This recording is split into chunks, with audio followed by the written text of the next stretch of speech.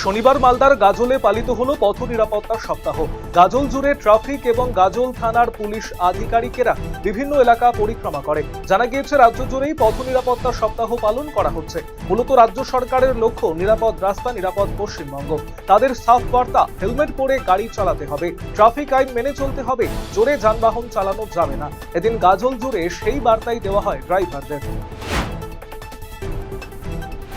মালদার মানিকচক ব্লকের নুরপুর অঞ্চলের বহরমপুর হাটখোলা এলাকায় গৃহবধূ সাবনাম ইয়াসিন নিখোঁজ হওয়ার ঘটনায় চাঞ্চল্য এলাকায়। পরিবার সূত্রে খবর, গত 22শে জুলাই সকাল 10টা নাগাদ পিসির বাড়ি মথুরাপুরে যাওয়ার কথা বলে বাড়ি থেকে বের হন সাবনাম।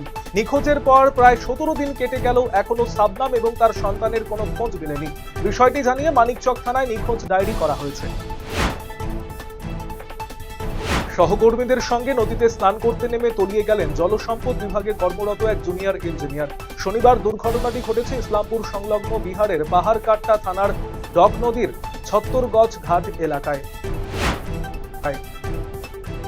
উন্নয়নমূলক কাজকর্মের গতি প্রকৃতি খতিয়ে দেখতে আগস্ট মাসের শেষে দক্ষিণ দিনাজপুর জেলার সফরে আসতে পারেন রাজ্যের মুখ্যমন্ত্রী শুভেন্দু অধিকারী, যদিও এখনো পর্যন্ত তার চূড়ান্ত দিনক্ষণ ঘোষণা করা হয়নি।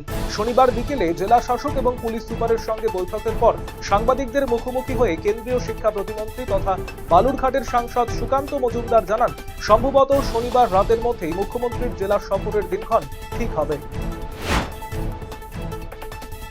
কবিগুরু রবীন্দ্রনাথ ঠাকুরের প্রয়াণ দিবস উপলক্ষে শ্রদ্ধা এবং আবেগে দিনটি পালন করল রায়গঞ্জ কালচারাল ফোরাম।